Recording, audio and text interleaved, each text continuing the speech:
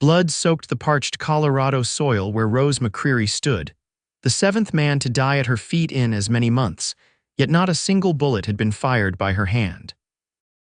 Olivia Vance stared at the still warm body of the would-be attacker, her honey-brown eyes wide with the familiar horror of watching another death she hadn't intended but somehow caused. The whispers would start again, just as they had in the last town and the one before that. Central City, Colorado Territory, 1876, had been meant to be a fresh start. 3 weeks was all she'd managed before disaster struck again. The mining boomtown nestled in the Rocky Mountains had welcomed her piano playing at the Golden Rose Saloon, but now she'd have to move on. Again. "Miss, are you hurt?" A deep voice broke through her panic. Olivia whirled around to face a tall man, his broad shoulders blocking the afternoon sun.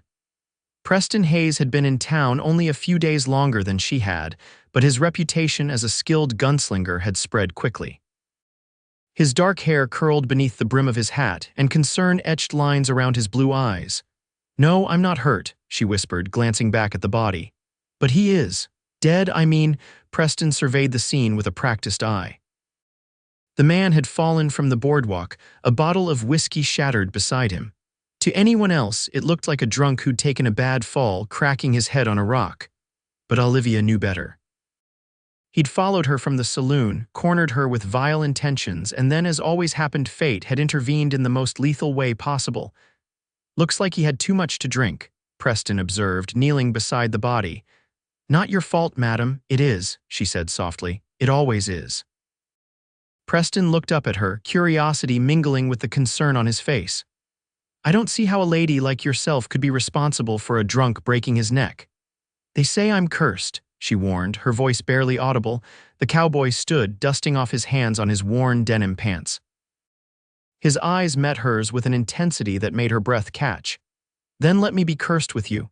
Olivia blinked, certain she'd misheard him. "You don't understand. I understand plenty," Preston said, removing his hat. "I've seen my share of strange things in this territory." "A curse doesn't scare me. It should." She pulled her shawl tighter around her shoulders.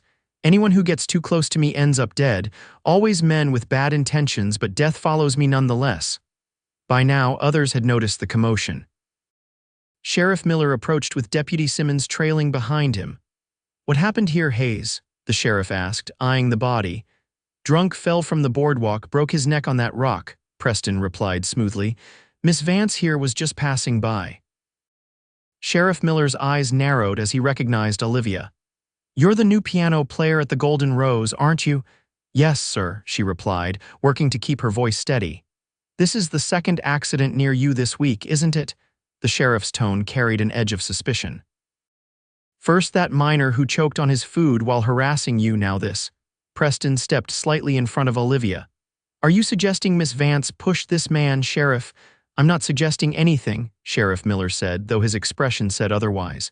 "Just noting a pattern." "I was with Miss Vance," Preston lied smoothly. "We were walking together when this poor soul took his tumble. Too much whiskey, I expect." The sheriff looked between them, clearly not entirely convinced but lacking evidence to suggest otherwise.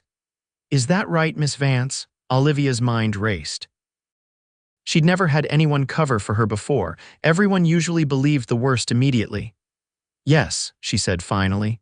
"Mr. Hayes was escorting me home after my shift."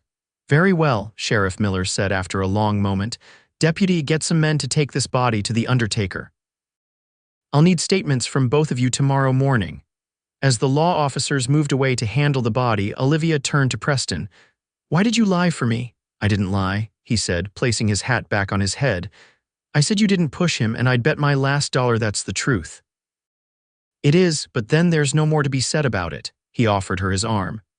"May I walk you home? For real this time?" Olivia hesitated, every instinct telling her to run not from him but for him. "Mr. Hayes, you don't understand what happens to men who get close to me." "Preston," he corrected, "and I believe you mentioned a curse." "I wasn't being poetic." She glanced at the body being carried away. "That man followed me from the saloon," he said, "terrible things, grabbed my arm, then he just fell. It always happens that way. Men with ill intentions toward me meet unfortunate ends." Instead of backing away as she expected, Preston seemed intrigued. "And men with honorable intentions?" I wouldn't know, she admitted. I've never stayed in one place long enough to find out. Then I suppose we'll discover that together. He extended his arm again. Your boarding house is on Pine Street, isn't it? Olivia stared at him, baffled by his persistence in the face of what should have sent him running. How do you know where I live? It's a small town, and I make it my business to know things, Preston said with a slight smile, especially about beautiful piano players who might be in need of a friend. Against her better judgment, Olivia took his arm. His warmth seeped through the fabric of his shirt, and for the first time in years, she allowed herself to wonder if perhaps someone could stay close to her without suffering consequences. I still think you're making a mistake, she murmured as they walked down the dusty main street. I've made plenty in my 30 years, Preston replied, but something tells me you won't be one of them. The boarding house run by Mrs. Weatherby was a modest 2-story structure with a small front porch. As they approached, Olivia became acutely aware of the stares they were receiving from passers-by. Word traveled fast in mining towns. They're already talking, she said quietly. Let them talk, Preston replied. People will always find something to gossip about in a town like this. At the steps to the boarding house, Olivia released his arm. Thank you for walking me home, Mr. Hayes. Preston. He tipped his hat to her. It was my pleasure, Miss Vance. Olivia, she corrected with a small smile. Olivia, he repeated, and something in the way he said her name made her cheeks flush. I'll call for you tomorrow at 9. We can walk to the sheriff's office together. That's not necessary, I insist, he said firmly. Good evening, Olivia.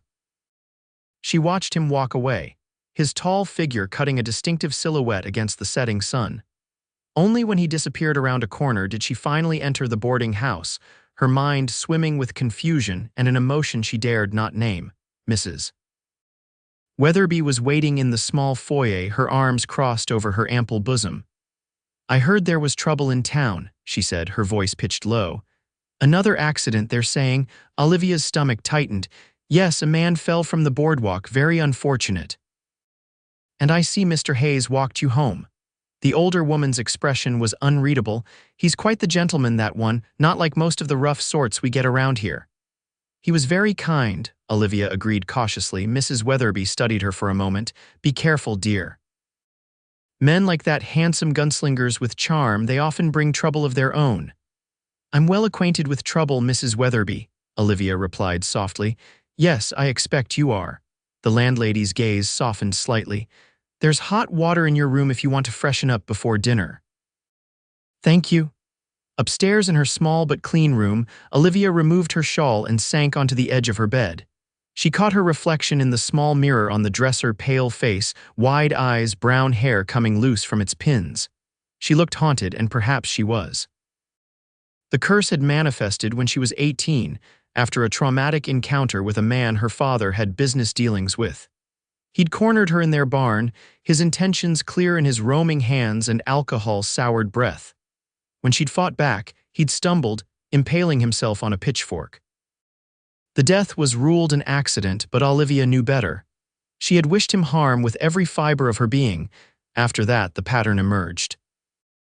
Any man who threatened her or tried to force himself upon her met with a swift and often gruesome end, falling down stairs, being trampled by horses, choking on food, or any number of seemingly random accidents.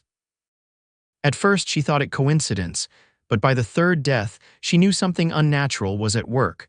Her father, bless him, had believed her when she confided her fears. They'd consulted a Ute medicine woman who lived on the outskirts of their Colorado town. The old woman had called it a protective spirit, not a curse, but the result was the same death followed Olivia, targeting those who wished her harm. After her father died of pneumonia 2 years ago, she'd been on her own, moving from town to town, never staying long enough for people to notice the pattern.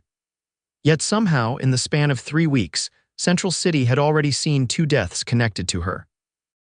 And now there was Preston Hayes, a gunslinger with kind eyes who didn't seem frightened by her warning. Olivia couldn't decide if his courage was admirable or foolish. Probably both. She rose and poured water from the pitcher into the basin, washing away the dust and memories of the day.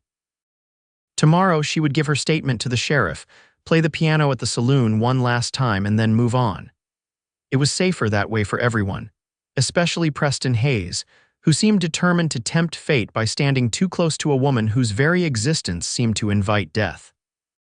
Morning came with the harsh light of reality.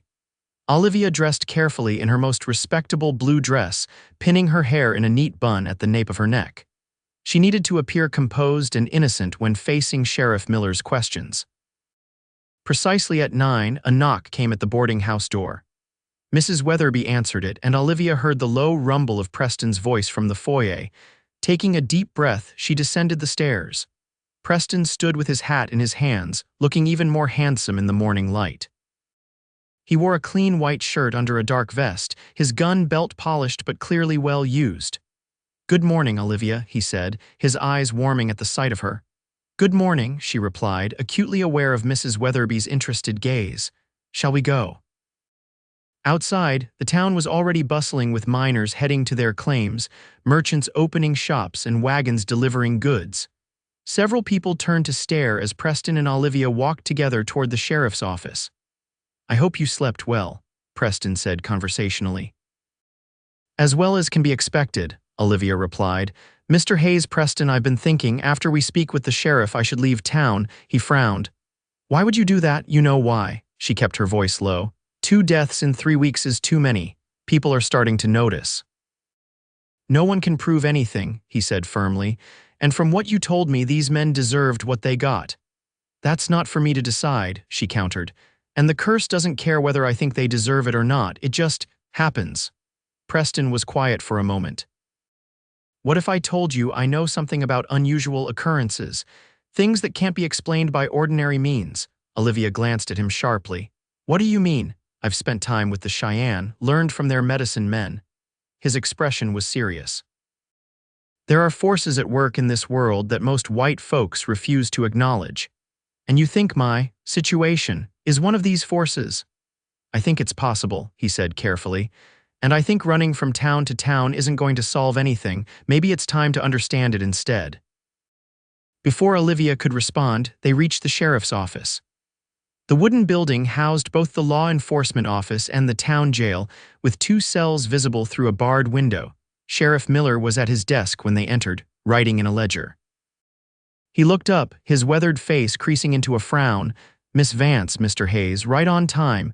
He gestured to the chairs across from his desk. "Have a seat." The questioning was thorough but ultimately fruitless from the sheriff's perspective. Preston maintained that they had been walking together when the drunk fell, and Olivia confirmed his story. Without witnesses to say otherwise, Sheriff Miller had little choice but to accept their account. "That'll be all for now," he said finally, closing his notebook. "Though I'd appreciate it, Miss Vance, if you'd inform me if you witness any more accidents." The implication was clear, and Olivia felt a chill despite the warm office. "Of course, Sheriff." Outside, the sun had climbed higher, promising another hot day. Olivia turned to Preston, determined to make him understand the danger. "Thank you again for your help, but this doesn't change anything. I need to leave Central City." "At least give me until tomorrow to change your mind," he said, falling into step beside her. "Why are you so determined to help me?" she asked, genuinely puzzled. "You barely know me."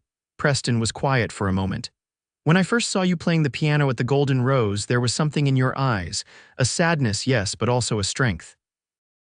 I recognized it because I've seen it before in people who carry burdens others can't see." "And what burden do you carry, Preston Hayes?" she asked softly. His eyes met hers, and for a moment she saw vulnerability beneath his confident exterior. "Another time, perhaps. For now, let me buy you breakfast at the hotel restaurant. You need to eat, and I'd like to discuss something with you." Olivia hesitated, then nodded. The Central City Hotel restaurant was one of the nicer establishments in town, catering to the wealthier mine owners and visiting businessmen. As they entered, several heads turned and whispers followed them to their table by the window. After ordering coffee and breakfast, Preston leaned forward. "I've been thinking about what you told me, about men with ill intentions meeting unfortunate ends around you." "Please keep your voice down," Olivia said nervously, glancing around. "No one can hear us," he assured her. "But listen, what if this isn't a curse at all? What if it's protection?" Olivia had considered this before. The Ute woman said something similar. A protective spirit, she called it. But the result is the same people die and I'm forced to move on. But only men who mean you harm, Preston pointed out. That's significant.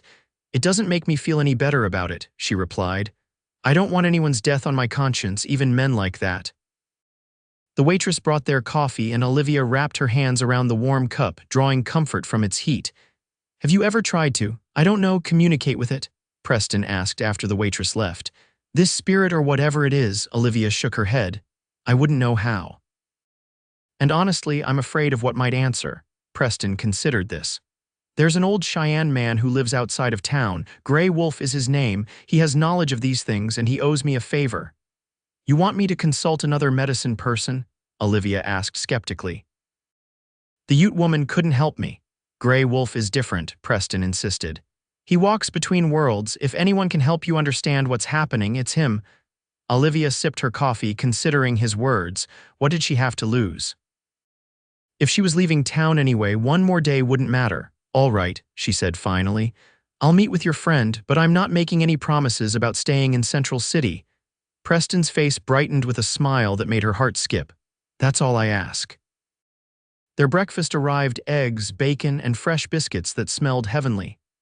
As they ate, Preston skillfully turned the conversation to lighter topics, asking about her piano playing and where she had learned. My mother taught me, Olivia explained, warming to the subject. She was quite accomplished. She studied in Boston before marrying my father and moving west. And your parents, are they still in Colorado? My mother died when I was 16, influenza. My father passed 2 years ago. She pushed a piece of egg around her plate. He was a banker in Denver, but after he died, I started moving around. Because of what happens to men who threaten you, Preston said quietly. Yes, she met his gaze. My father protected me after the first incident. Without him, I had to protect myself the only way I knew how, by never staying long enough for people to notice the pattern. That's a lonely way to live, Preston observed. It is, she admitted, but it's safer for everyone. Not everyone, he corrected, just men with bad intentions. She studied him, this handsome cowboy with his unexpected compassion and inexplicable interest in her troubles. And what are your intentions, Preston Hayes? His blue eyes held her steadily. Only the most honorable, I assure you. Something in his gaze made her believe him, and that was perhaps the most frightening thing of all. After breakfast, Preston suggested they ride out to see Gray Wolf that afternoon. He lives about an hour's ride from town. I can hire horses from the livery. I should inform Mrs. Weatherby I'll be out for the afternoon, Olivia said, and I need to change into something more suitable for riding. I'll meet you at the livery stable at 1 o'clock, Preston agreed. They parted ways outside the hotel, Olivia hurrying back to the boarding house while Preston headed toward the livery. As she walked, Olivia noticed more stares than usual. A group of women outside the mercantile fell silent as she passed, their expressions ranging from curiosity to disapproval. At the boarding house, Mrs. Weatherby was sweeping the porch. Back so soon? She asked, her tone deceptively casual. How did your meeting with the sheriff go? Fine, Olivia replied. He had questions about the accident yesterday, but there wasn't much to tell. Mrs. Weatherby leaned on her broom. And now you're spending the day with Mr. Hayes. He's offered to take me riding this afternoon, Olivia explained, feeling oddly defensive. I came to change and let you know I'll be out. Be careful, dear, the older woman cautioned. Not just of Mr. Hayes, but of what people might say. A single woman in your position must be mindful of her reputation. I'm aware, Mrs. Weatherby, Olivia said stiffly, but I assure you Mr. Hayes has been nothing but a gentleman. The landlady's expression softened. I don't doubt it. He seems a decent sort despite his profession. It's just, there's talk, you understand, about the accidents. Olivia's stomach dropped. What talk? Oh, nothing specific, Mrs. Weatherby said, but her eyes told a different story. Just whispers about bad luck following you. Foolish superstition, of course. Of course, Olivia echoed hollowly. The whispers had started already, just as she'd feared. If you'll excuse me, I need to change. Upstairs, Olivia changed into her riding skirt and jacket with shaking hands. The familiar panic was setting in the knowledge that soon fingers would point her way and she'd have to flee yet again. Part of her wanted to pack her bags immediately, catch the afternoon stage, and be gone before Preston even arrived at the livery. but something held her back. Perhaps it was the memory of Preston's steady gaze or the way he hadn't flinched when she spoke of her curse. Whatever it was, it gave her the courage to finish dressing and head back downstairs, determined to keep her appointment. At the livery stable, Preston was waiting with two saddled horses, a sturdy bay gelding for himself and a gentle-looking chestnut mare for Olivia. "She's docile but sure-footed," he explained, helping Olivia into the saddle. "The trail to Grey Wolf's place is steep in places." Olivia settled herself, grateful that her father had insisted she learn to ride properly rather than side-saddle. "Thank you. She seems perfect." They rode out of town at a leisurely pace, the buildings of Central City giving way to pine forests and rocky outcroppings. The day was clear, the mountain air crisp despite the summer heat. "It's beautiful country," Olivia remarked, breathing deeply of the pine-scented air. "It is," Preston agreed. "I've traveled all over the territories, but there's something special about Colorado. The mountains have a spirit of their own." "Have you lived here long?" she asked. "On and off since the war ended," he replied. "I was too young to fight, only 14 when it ended, but I saw the aftermath, men coming back broken in body and spirit. Is that when you became a gunslinger?" She asked carefully. Preston chuckled. "Is that what they're calling me in town? I've been many things: cowhand, scout, sometimes lawman when a town needs it. I'm handy with a gun, but I don't hire it out if that's what you're asking." "Then what brought you to Central City?" His expression grew more serious. "I'm looking for someone, a man who killed a friend of mine in Denver last year. Word is he might have come this way." "I see." Olivia studied his profile. "So you seek vengeance." "Justice," he corrected. "My friend was a good man with a wife and children. The killer should face a court, not my gun, though I'll use it if necessary." They rode in silence for a while, the horses picking their way up a narrow trail that wound through tall pines.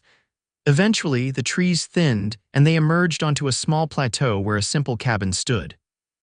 Smoke curled from its stone chimney, and a small corral held a paint pony. "Grey Wolf's place," Preston announced, dismounting and helping Olivia from her horse. The cabin door opened before they could approach it.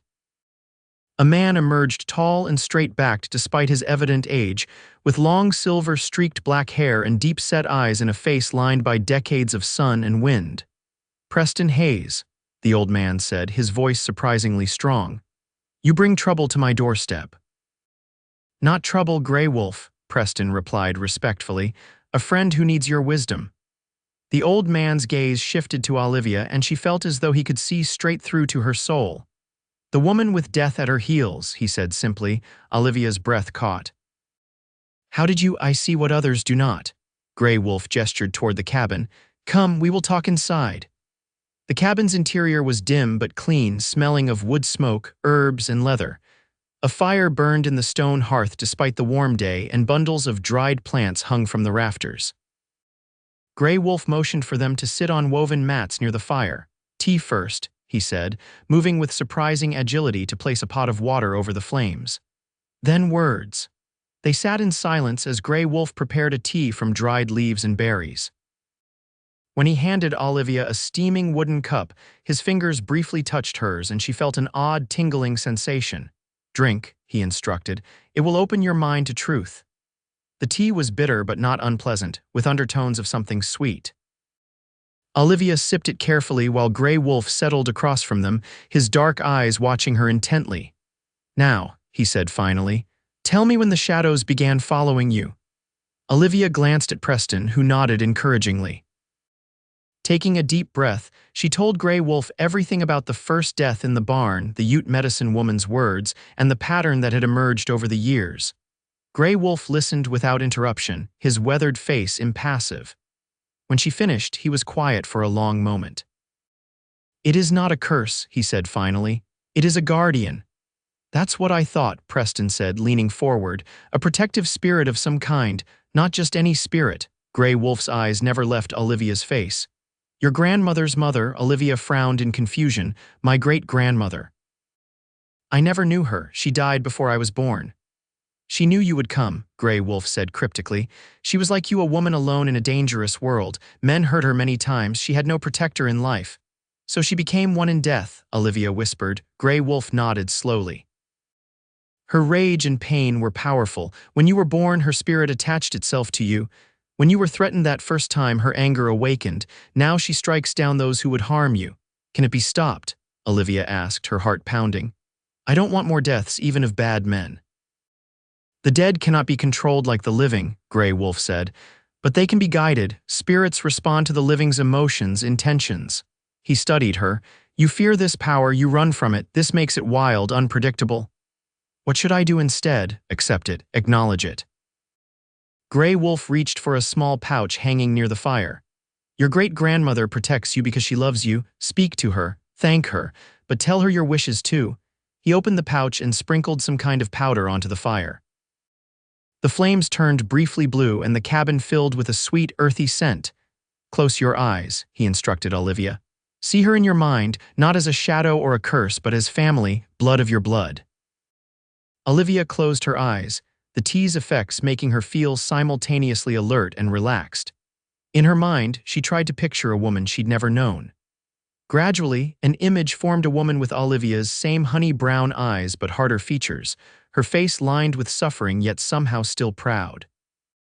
I see her, Olivia murmured. Now speak to her, not with your voice but with your heart. Olivia concentrated, directing her thoughts toward the image in her mind. Thank you for protecting me, she thought, but please no more deaths. There must be another way. A sensation of warmth spread through Olivia's chest, and for a brief moment, she felt as though someone had placed a hand on her shoulder. Then the feeling faded, leaving behind a curious sense of peace. She opened her eyes to find both men watching her intently. She heard you, Grey Wolf said simply. How can you tell? Preston asked. The air changed. Grey Wolf rose stiffly to his feet. The Guardian will still protect you, but perhaps with less finality. If you continue to acknowledge her, speak to her, she may learn restraint. Is that all? Olivia asked, feeling somewhat disappointed. Just talk to her, what did you expect? Grey Wolf asked, a hint of amusement in his voice. Magic words to banish a spirit. She is your blood. She stays because she loves you. Treat her with respect and she will listen. And if she doesn't? Preston asked. Grey Wolf shrugged. Then men who threaten this woman will continue to die. Perhaps that is justice in its way. They stayed a while longer, Grey Wolf giving Olivia a small pouch of herbs to burn when she spoke to her great-grandmother's spirit. As they prepared to leave, the old man took Olivia's hand in his weathered one. Your guardian is not the only spirit who watches you, he said cryptically. Remember that in the days to come. Before Olivia could ask what he meant, Grey Wolf had turned away, heading back to his cabin without another word. The ride back to Central City was quieter, both of them absorbed in their thoughts. The sun was beginning its descent behind the mountains, casting long shadows across their path. Do you believe what he said? Preston asked eventually. About your great-grandmother, I don't know, Olivia admitted, but I felt something when I closed my eyes, a presence, a connection. She glanced at him. Do you think I'm crazy for considering it after what I've seen in this world? Not at all. His expression was thoughtful. Grey Wolf doesn't waste words or make things up. If he says it's your great-grandmother's spirit, I'm inclined to believe him.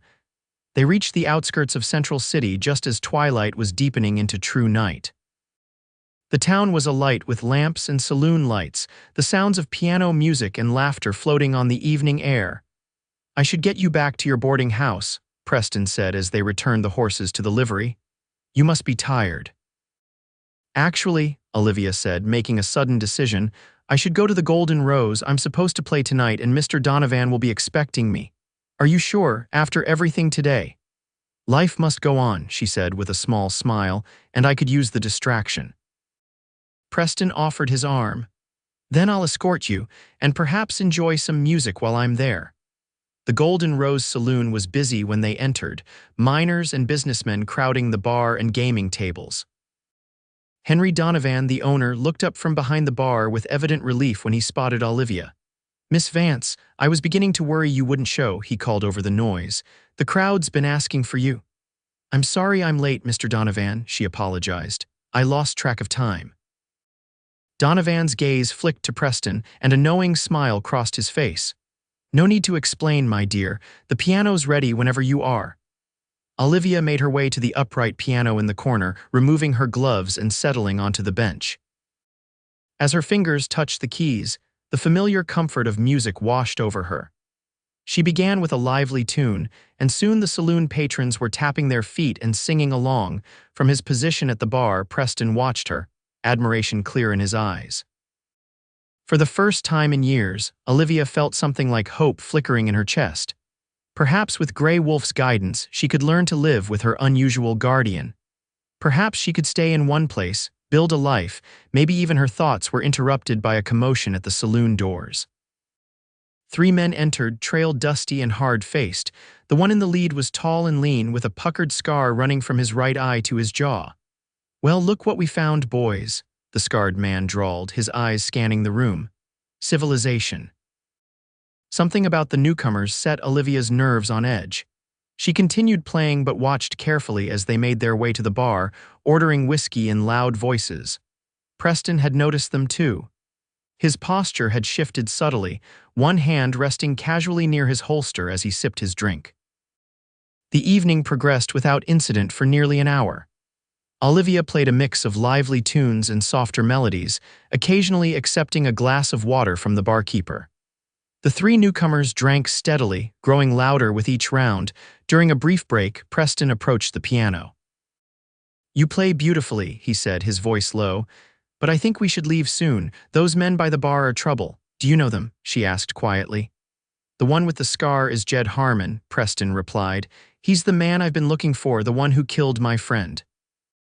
Olivia's blood ran cold. "Here, now, I didn't expect to find him so easily," Preston admitted, "but I recognize him from the wanted posters. The other 2 are likely part of his gang." Before Olivia could respond, a shadow fell across the piano. The scarred man Harmon stood there, swaying slightly from drink. "How about a special request, darlin'?" he slurred. "Something sweet like yourself." "I'm afraid I'm just finishing for the night," Olivia said calmly, though her heart was racing. "Perhaps tomorrow." Harmon's face darkened. "That ain't very hospitable." He reached out, his dirty fingers brushing her cheek. "Pretty thing like you should be more accommodating." Preston moved with lightning speed, his hand closing around Harmon's wrist. "The lady said she's finished for the night." Harmon's eyes narrowed as he took in Preston's face. For a moment confusion crossed his features, then recognition.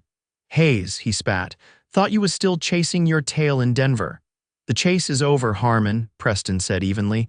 "I found what I was looking for." The atmosphere in the saloon had shifted, patrons sensing the tension and moving away from the confrontation. Harmon's 2 companions had risen from their seats, hands hovering near their weapons. "You still sore about that lawman friend of yours?" Harmon sneered. "He should have minded his own business." "He was doing his job," Preston replied, his voice cold.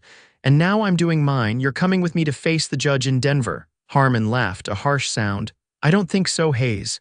His hand moved toward his gun. "No." Olivia cried, leaping to her feet. What happened next seemed to unfold in slow motion. As Harmon went for his gun, the heel of his boot caught on a loose floorboard. He stumbled, throwing his draw off balance. His pistol discharged as it cleared the holster, the bullet embedding itself in the ceiling. In the split second of confusion, Preston drew and fired twice. Harmon crumpled to the floor, blood blooming on his chest. His companions, seeing their leader fall, abandoned thoughts of a gunfight and raised their hands in surrender. The saloon erupted into chaos, women screaming, men diving for cover, glasses shattering as they fell from tables. Through it all, Olivia stood frozen, staring at Harmon's body. It hadn't been the curse this time. It had been Preston protecting her, just as he'd said he would. Sheriff Miller arrived minutes later, taking in the scene with practiced efficiency. Preston explained what had happened, identifying Harmon as a wanted murderer from Denver. "I've been tracking him for months," Preston concluded. "I had no intention of shooting him. I wanted him to stand trial, but when he drew on me and Miss Vance, I had no choice." The sheriff examined Harmon's body, noting the gun still clutched in the dead man's hand. "Appears to be self-defense," he agreed grudgingly. "I'll need statements from witnesses." Several patrons confirmed Preston's version of events. Throughout the proceedings, Olivia remained at Preston's side, her hand occasionally brushing his in silent support. When the bodies had been removed and the sheriff had taken Harmon's companions to jail, Mr. Donovan closed the saloon early. Preston insisted on walking Olivia back to her boarding house, despite the late hour. "Are you all right?" he asked as they walked through the quiet streets. "I should be asking you that," she replied. "You just killed a man." "Not my first," Preston said grimly. "Though I had hoped to bring him in alive. I'm sorry, don't be." He stopped, turning to face her. "Harmon made his choice, and at least now my friend's family can have some peace." They reached the boarding house, the windows dark except for a single lamp left burning in the foyer. On the porch steps, Olivia turned to Preston. "Thank you," she said softly, "for protecting me, for believing me, for everything."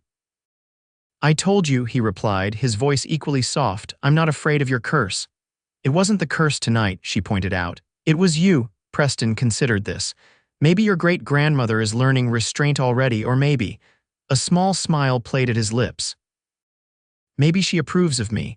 The thought warmed Olivia in unexpected ways. Perhaps she does. They stood in silence for a moment, the night air cool around them, the stars brilliant overhead. Then, slowly, Preston leaned forward. His lips met hers in a gentle kiss that sent warmth spreading through her entire body. When they separated, his eyes were questioning.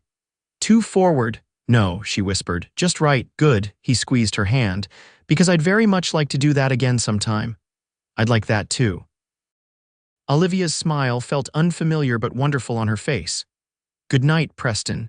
"Good night, Olivia." She watched him walk away, her heart lighter than it had been in years. For the first time, she allowed herself to imagine staying, building a life here, perhaps even building a life with him. As she turned to enter the boarding house, a cool breeze caressed her cheek, almost like a loving touch from an invisible hand. Olivia smiled, whispering into the night, "Thank you, great-grandmother, for everything."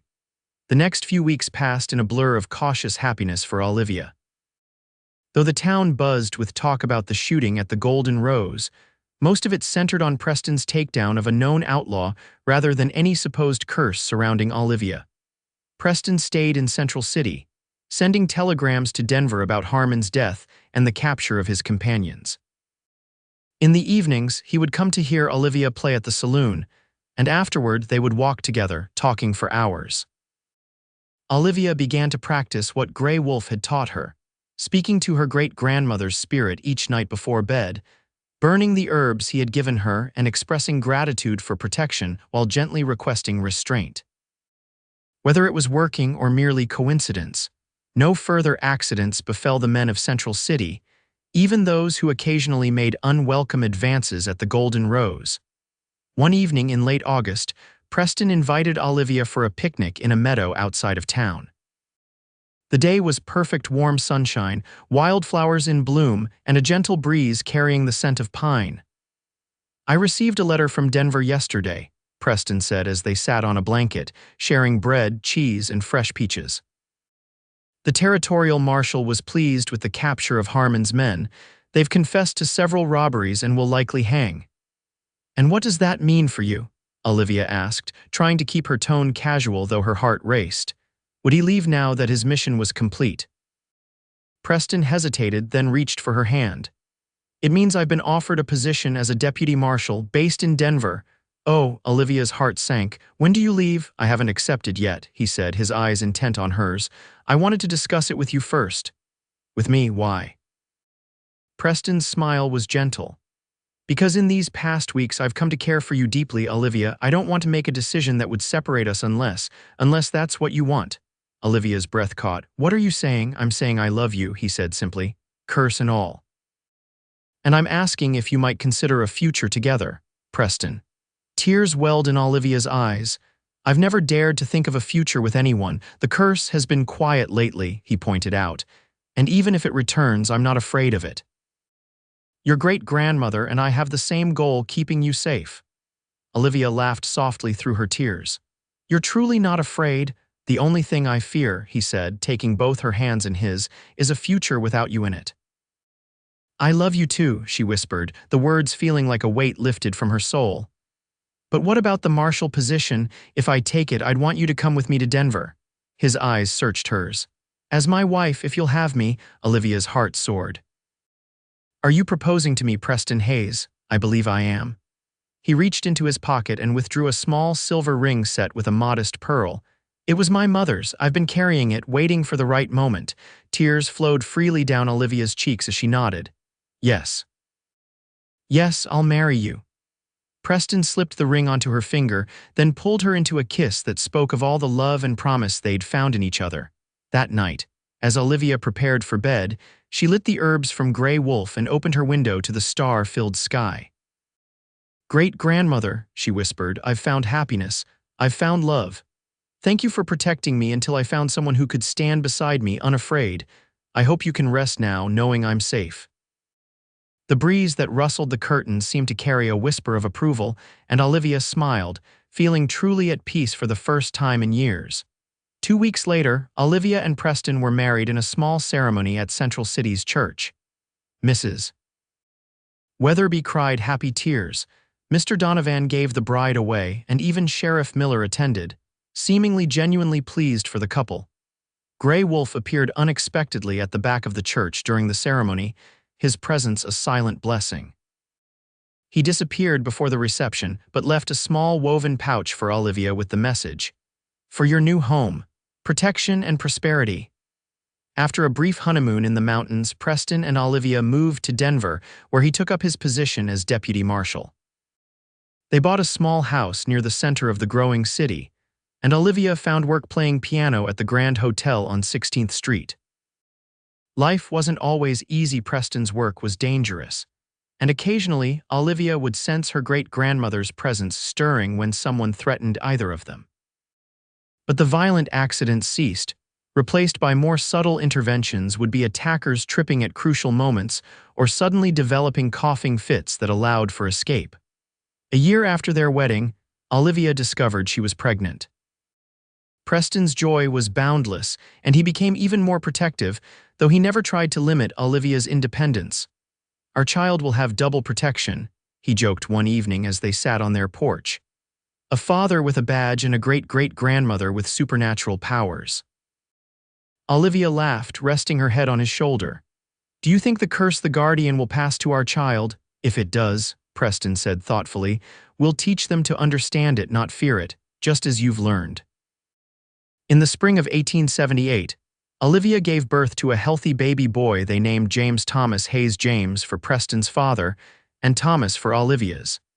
As she held her son for the first time, Olivia felt a familiar presence in the room, watching over them. But now, instead of fear, she felt only gratitude. "Meet your great-great-grandson," she whispered to the empty corner of the room.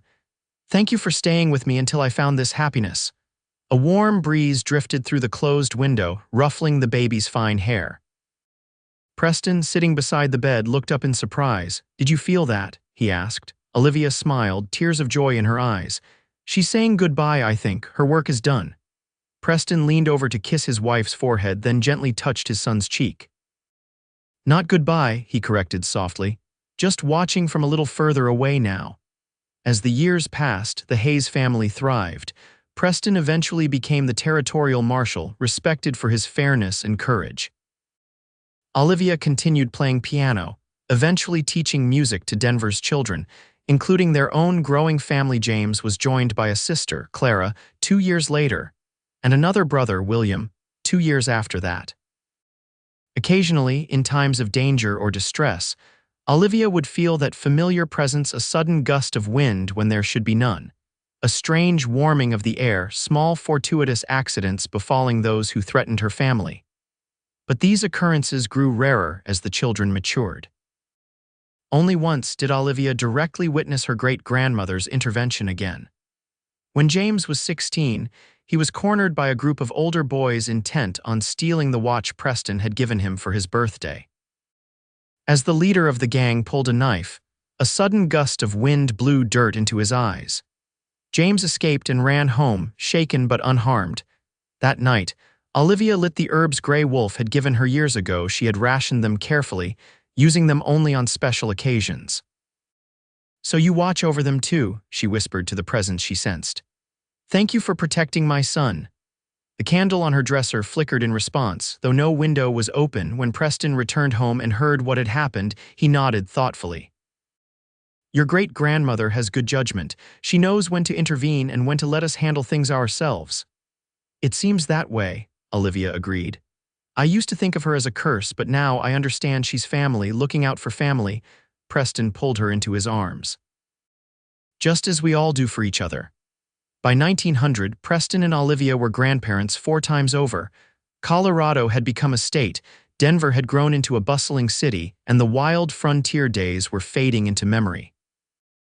On their 24th wedding anniversary, they returned to Central City for a nostalgic visit. The town had changed, some minds had played out, others were still producing. The Golden Rose had new ownership but still featured a piano player in the evenings. Mrs. Weatherby's boarding house was now run by her niece. They visited Gray Wolf's cabin, only to find it empty, the old medicine man having passed to the spirit world years earlier, according to a young Cheyenne man they met on the trail.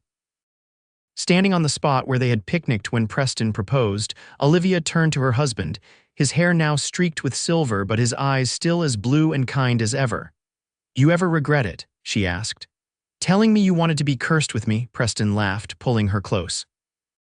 Not for a single moment. Best decision I ever made. Even with all the strange occurrences over the years, especially because of those, he said, kissing her softly. Your great-grandmother brought us together. How could I regret that? As they walked back to town, hand in hand, Olivia felt that familiar presence one last time, a gentle brush against her cheek, like a loving farewell. She's at peace now, Olivia said softly. She knows we're happy, that we're safe. Thanks to her, Preston agreed, and to our love. And to a brave cowboy who wasn't afraid of a curse, Olivia added, squeezing his hand. Preston's smile was tender as he looked at his wife, still beautiful to him after all these years. I told you then, and I'll tell you now, being cursed with you has been the greatest blessing of my life. In the years that followed, Olivia never again sensed her great-grandmother's presence. Perhaps the spirit had finally found peace, knowing her descendants were safe and loved. Or perhaps she had simply stepped back, watching from a greater distance as new generations of the Hayes family made their way in a changing world. What remained was the legacy not of a curse, but of protection, of family bonds that transcended death itself, and of a love that had been strong enough to embrace even the most unusual of guardians. When Olivia herself passed peacefully in 1922 at the age of 74, with Preston holding her hand until the very end, their children and grandchildren shared stories of strange coincidences and fortunate accidents that had protected them in times of need. Mom always said we had a guardian angel, James told his own grandchildren, someone watching over us when danger threatened. Not an angel, Clara corrected gently. Family, that's what Mom and Dad taught us. Family protects its own in this world and beyond.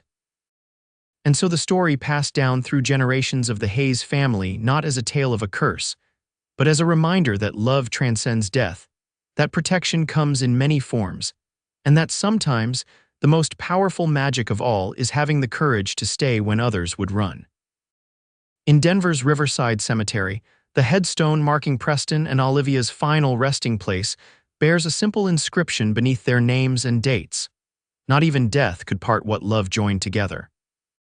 And on quiet nights, when the wind whispers through the cemetery's ancient trees, some say they can hear the faint notes of a piano playing a great-grandmother's lullaby for the family she loved enough to protect across the boundaries of life and death itself.